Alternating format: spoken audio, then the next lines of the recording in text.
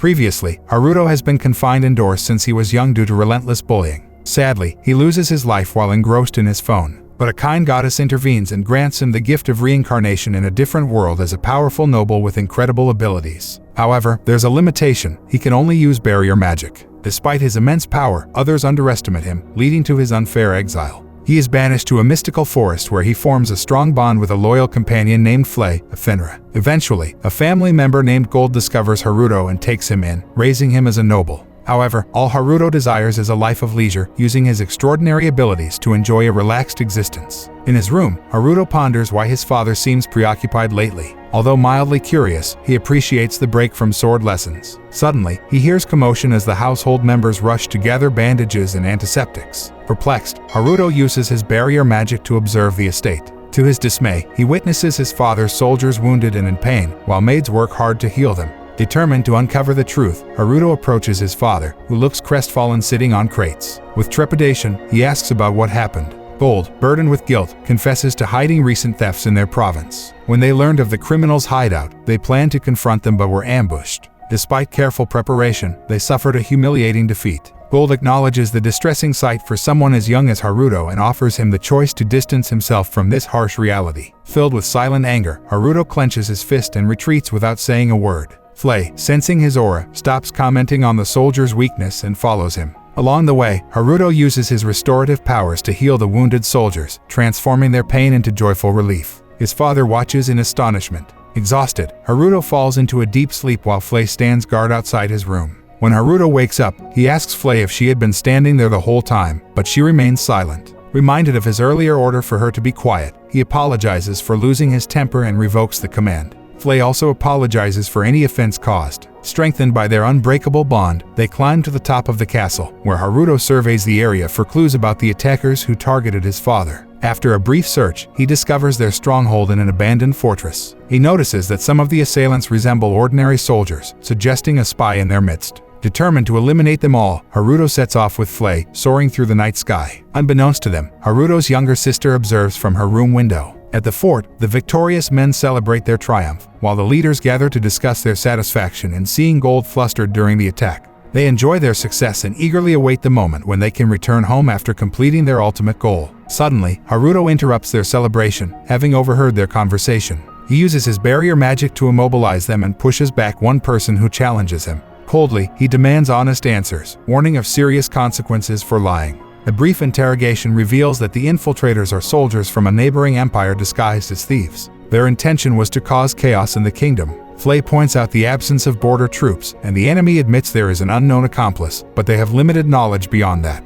Haruto reflects on the situation, realizing that this mysterious individual has more influence than his father. It must have taken significant power to plan such a scheme. He begins to suspect that someone within the kingdom is plotting against Gold's life. Despite the pleas for mercy and promises to end their operation, Haruto remains determined. He thanks them for their cooperation, briefly putting a smile on their faces. However, their expressions quickly turn to shock as Haruto orders Flay to burn down the entire fort. Haruto shows no mercy to those who attacked his father, and Flay carries out the order without hesitation.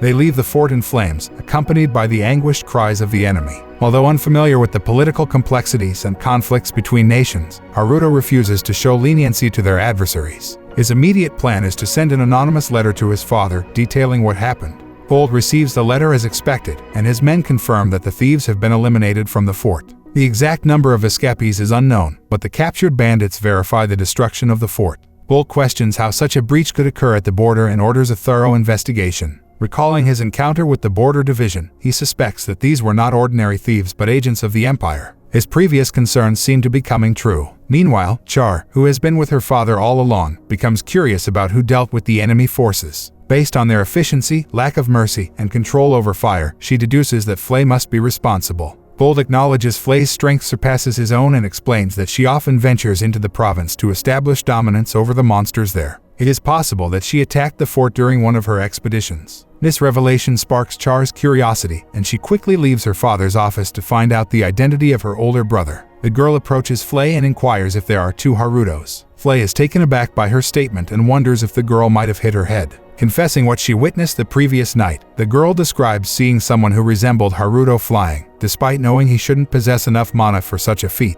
Curiosity piqued. She checked his room and discovered him sound asleep, devoid of his usual intimidating aura. The girl contemplates the significance of these observations. Surprised by her ability to sense Haruto's power, Flay explains that he possesses extraordinary mana, a blessing bestowed upon him since infancy. His mana surpasses human limits to such an extent that even a demon like Flay cannot hope to match him. Sensing that Flay knows Haruto's true identity, the girl deduces that he might be the demon lord. Flay, however, remains tight-lipped, unable to reveal his true nature. Later, Flay reports the encounter to Haruto, who finds it inconvenient that his little sister stumbled upon their secret from the previous night. To maintain surveillance, Haruto sets up barriers that will alert him based on the girl's location and activities. Flay expresses curiosity about Haruto's clone, but he refuses to disclose any information. That night, Haruto pretends to sleepwalk and catches his sister following him, though she manages to escape before he can confront her. Over the following days, he notices her spying on him during his daily routines. The spying comes to an end when Gold announces that his wife and daughter will be representing him on a trip.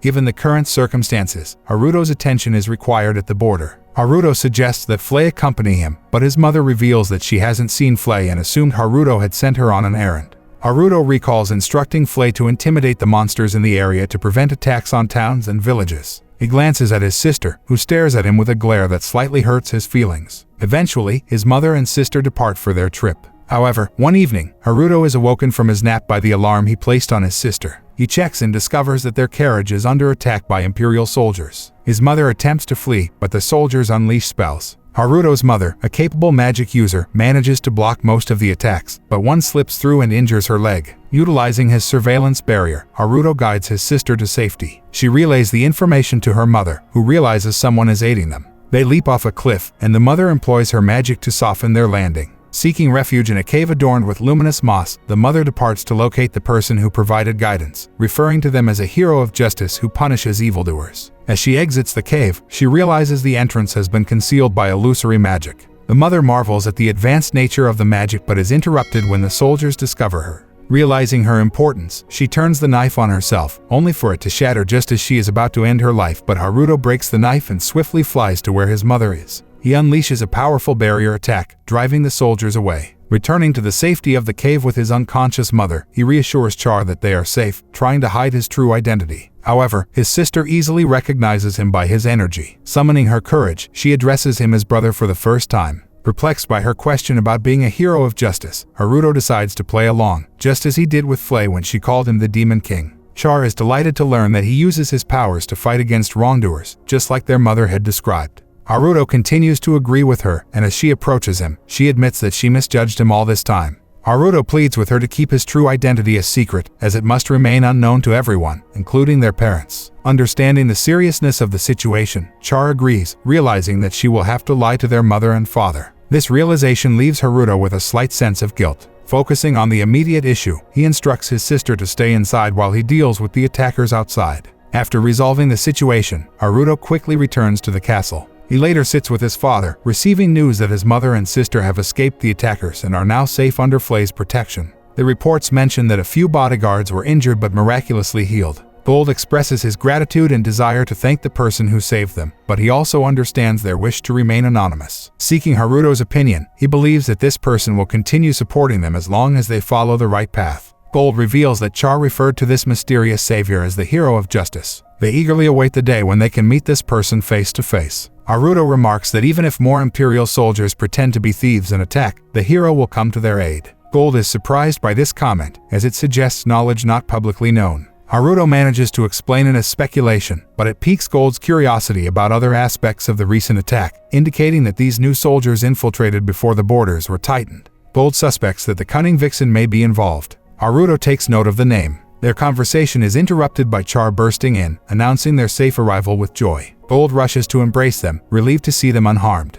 Everyone is taken aback by Char's newfound warmth towards Haruto, who is slightly caught off guard by her embrace. Flay, feeling a hint of jealousy, requests that Char release him. This brings an end to our episode. If you enjoyed it, then don't forget to like, share, and subscribe our channel, Annie Explainer.